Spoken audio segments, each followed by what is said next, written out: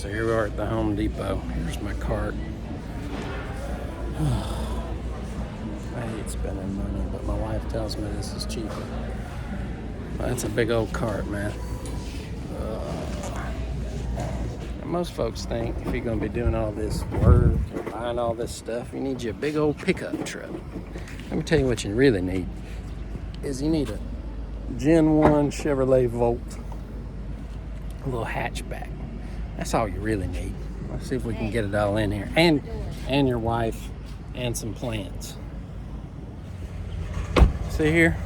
That's what I'm telling you. You don't need no big old pickup truck that gets like 10 miles to the gallon. Just need you a little Chevy Volt. Look at that. Got all that in there. My wife and some plants. Don't forget me. You might want to sit back here in the back, babe. I don't know if you can sit up there. It don't leave much room for passengers, but look, we got it in there. Let's go, man. So basically, I'm just bracing up these corners. I'm just taking little 1x8s, connecting them with another little piece of 1x8 on the top. Just a little bitty L bracket here. I gotta put another little piece of 1x2 back here. Screw that in so that holds that all together. And then I just set my level up on this here. Make sure I got that level coming up. Cut me a 45 on another piece of the 1x8 there. Cut me a 45 and brace it up. So I mean it's a little bit this way. It's pretty good this way. Coming back to the middle is braced up, but I don't know, we're gonna have to figure out how to get the top on. Just gonna figure that out as I go, but almost got all 4 of the corners built up. I think it's the cheapest way to do it. These things are like $1.47 for 8 feet of it, so it's a little extra time. All right, so this is the finished paint booth. I got all put together. This is 4 mil plastic, and this tape right here is called tuck tape. That stuff really is good tape for this plastic sheeting to put the pieces together, but basically I just built the frame up. I just kind of built it as I went. Screwed in some supports. It took quite a while. If you did like PVC pipe, this would go a lot faster. But it's also very important that the thing is vented. So I got a fan down here pulling air out. And then up top, you'll see I got a fan up there that's pushing air in. Now I don't know exactly why, but you get a lot more positive pressure, which is good, which is what I wanted. So I run this fan on 2, and then I run the front fan on 3, and it's still quite a bit of positive pressure. So you probably need a bigger, maybe 2 fans pulling, I don't know.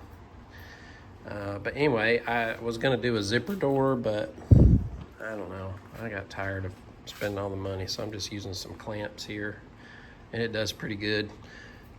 But let me tell you, I got this little Flexio 5000, and I'm spraying. So I'm gonna come in here. I sprayed last night, put the primer on, and I put one coat on. So let's go check it out, and I'll show you the inside of the booth as well. It's a mess in here, bro. Oh God, it stinks still. But this is the inside of the booth. So it's 10 feet by 7 feet by 7 feet this way. So it gives me plenty of room in here to, I got my rack, my drying rack, so I can do 30 cabinet doors here. I went ahead, these are all prepped, so I just got those sitting in the corner. So it gives me room to kind of come over here, you know. Oh man, yeah. Look at that. It gives me room to come over here, put stuff in, and then come over here and spray. So this is where I basically just use some of these 2x4s that I had cut and sanded them down, and they're pretty much stuck there now. But anyway, guys, this is the inside of the tent. But look, if you're spraying, you gotta have a booth. Just look at all the overspray. Look at the filter down here. This is just from one day spraying. Anyway, I don't know that I would give you directions on how I built this booth.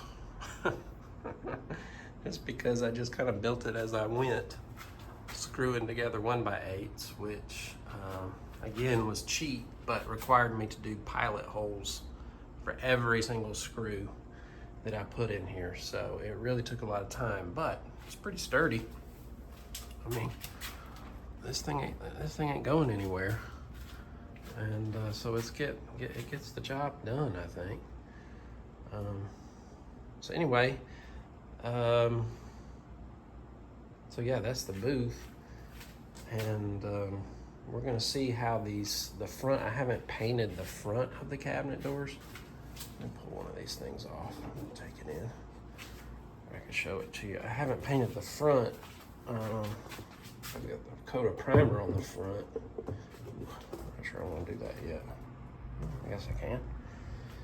And remember the last time we talked about putting that drywall mud on the cabinets, which it's very smooth here on the front. The only thing is I didn't get it all the way in around here on the outside, so unfortunately there's still going to be some grain lines there on the outside of the cabinets, but you know what, I'm not going back and doing that again.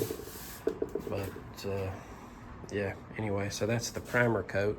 I used a PPG primer which dried like super fast, and then I'm using Benjamin Moore Advanced, this paint here. And I was gonna go with the PPG paint, but I couldn't get it.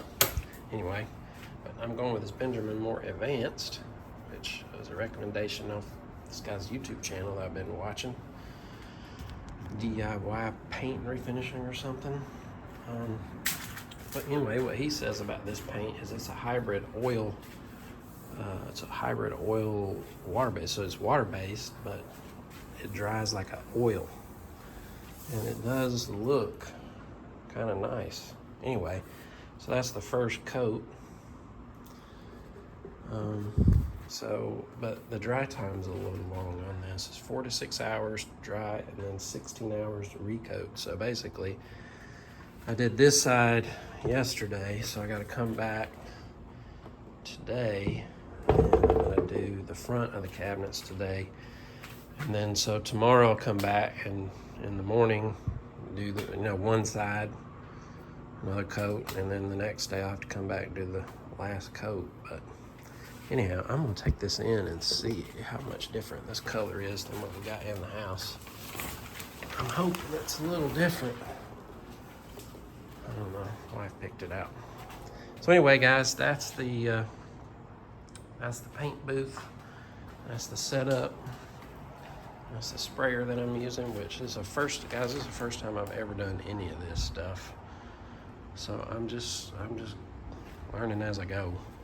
I'm not a professional, so don't take anything that you see here as professional advice for sure. But if you're interested in trying to learn how to do this on your own, it's a lot of work, but it can get done. But it's a lot of work, especially this many cabinet doors. All right, y'all.